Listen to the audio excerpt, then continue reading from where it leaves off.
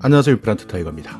3월 30일부터 2022년 에너지 효율 개선 사업 신청을 시작했습니다. 얼마 전에 벽걸이 에어컨 그리고 선풍기를 보급해주는 여름철 냉방 지원 사업에 대해서 소개시켜 드렸는데요.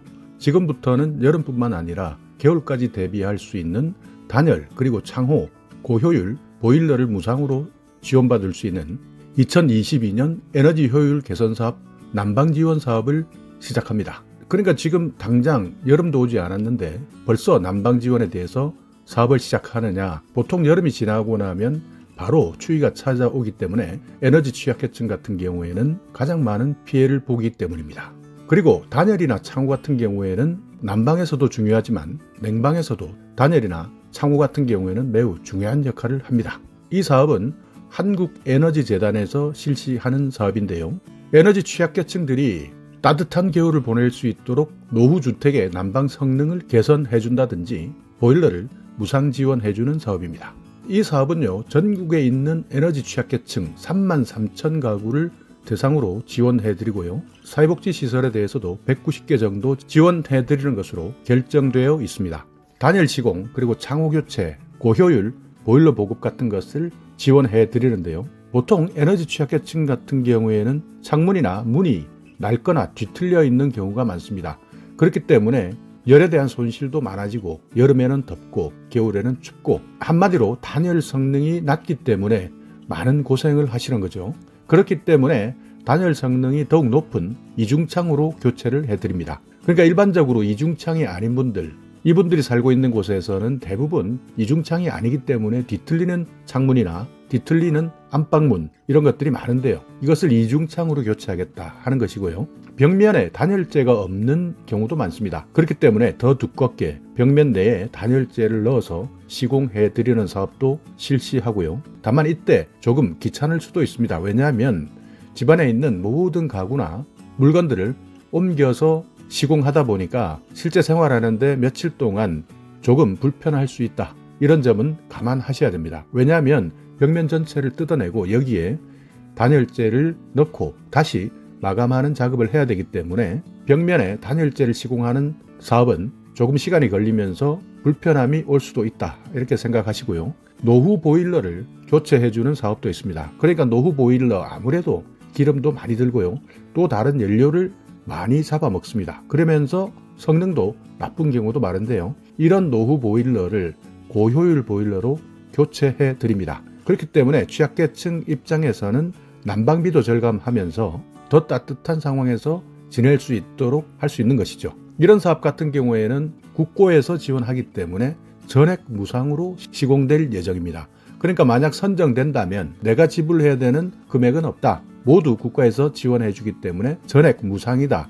이렇게 생각하시면 되고요. 지원 대상은 국민기초생활보장법에 따르는 수급권자입니다. 그러니까 기초생활수급자 사상위 계층까지인데요. 여기에서 만약 예산이 남을 때는 지방자치단체장이 추천하는 일반 저소득 가구도 신청 가능합니다. 그러니까 현재까지 아직 내가 기초생활수급자로 선정되지 않았고 사상위 계층도 아니다 하는 경우에는 보통 신청할 수 없는데요. 그렇지만 이분들이 잘 몰라서 아직까지 이런 기초생활수급 제도의 제도권으로 들어오지 못했다거나 앞으로 기초생활수급자나 사상위 계층이 될 가능성이 있는 분들은 내가 살고 있는 곳에 시장이나 구청장, 군수 이런 분들이 회의를 통해서 추천받아서 현재는 일반 저소득 가구이지만 이번 에너지 효율 개선 사업에 지원받을 수 있는 가능성도 있다. 그렇기 때문에 내가 정말 힘들게 살아가고 있다면 주민센터를 방문하셔서 반드시 신청해 보시기 바라겠습니다. 신청 기간은 3월 30일부터 10월 31일까지입니다.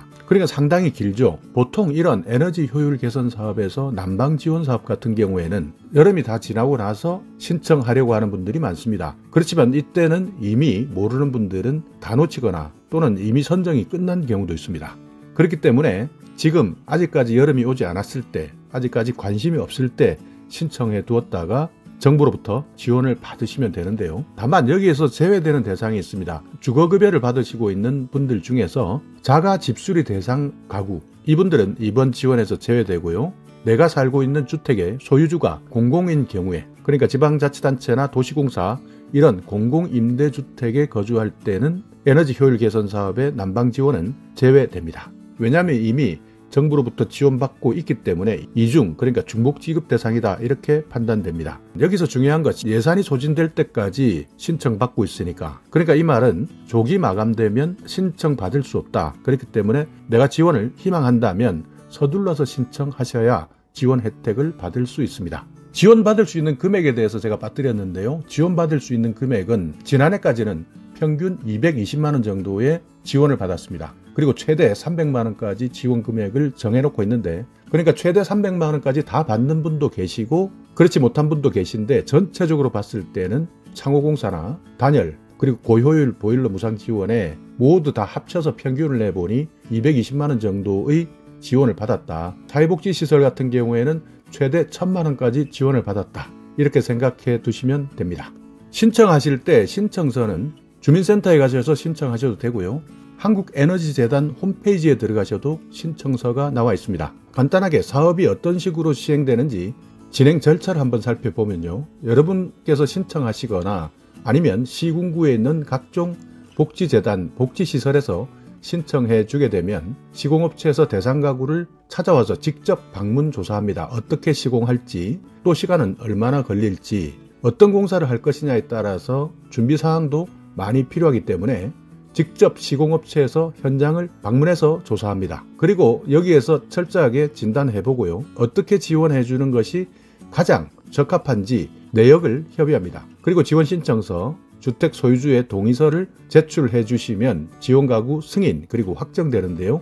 여기에 따라서 시공 그리고 물품 지원을 시작하고요. 마지막으로 확인서를 제출합니다. 그 다음 에너지재단이나 감리원의 현장 점검을 해서 여기에서 만족도 조사를 합니다. 하자가 생긴다면 공사가 완료된 날로부터 1년 동안 AS를 받을 수 있고요. 보일러 같은 경우에는 3년 동안 AS를 받을 수 있습니다. 자, 이렇게 2022년 저소득층 단열, 창호, 보일러 무상 지원 사업에 대해서 안내해 드렸는데요. 가장 중요한 것은 신청하는 기간입니다. 그렇기 때문에 신청 기간 잘 확인하시고 내가 지원 대상, 그러니까 국민기초생활 수급가구 사상위 계층에 해당된다면 반드시 신청하시고요.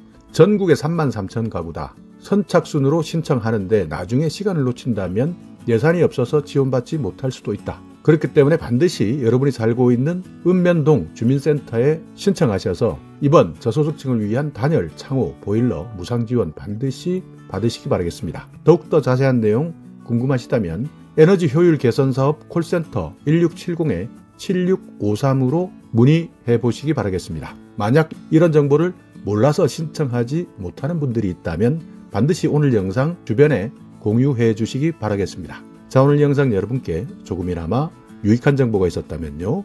오늘도 구독 그리고 좋아요 부탁드리겠습니다.